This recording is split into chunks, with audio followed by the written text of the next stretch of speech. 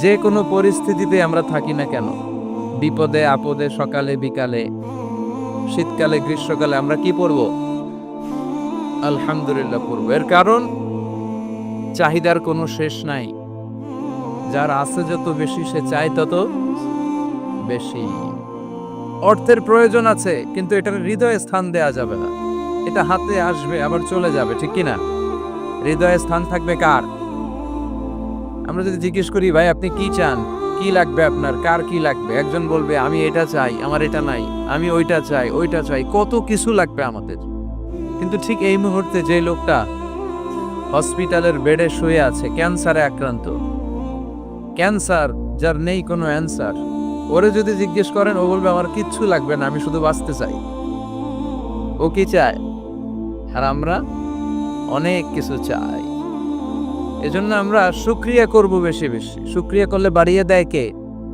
বিশ্বনবী দোয়া করতেন, আল্লাহুম্মা জাআলনি সাবুরা ওয়া জাআলনি শাকুরা ওয়া জাআলনি ফি আইনি সাগীরা ওয়া ফি আ'য়ুনিন নাসি কাবীরা। আল্লাহ আপনি আমারে ধৈর্যশীল বানান, আপনি আমারে শুকরগুজার বান্দা বানান। আল্লাহ আমার চোখে আপনি আমারে ছোট বানান, গোটা বিশ্বের মানুষের চোখে আপনি আমারে বড় বানান। সবাই যেন কখনোই যেন অভিযোগ না করি আল্লাহর কাছে, কমপ্লেইন যেন না করি। Instead of complaining, we should praise more and more. বেশি বেশি প্রশংসা করতে হবে, অভিযোগ করা যাবে না।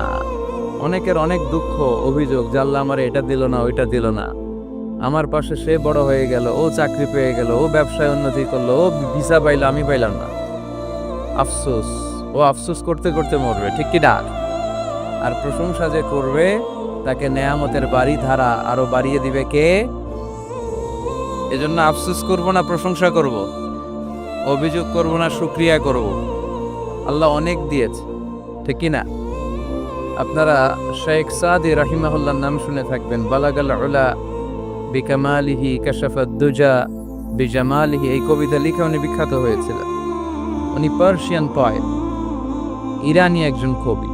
তো ওনার একবার আর্থিক সমস্যা যাচ্ছিল, দৈন্যতা যাচ্ছিল, টাকা পয়সা ছিল না, ফলে ওনার পায়ে দেওয়ার মতো জুতা ছিল না। তো খুব আফসোস করতেছে, হায় রে আমি এত বড় কবি, আমার পায়ে দেওয়ার মতো জুতা নাই। আফসোস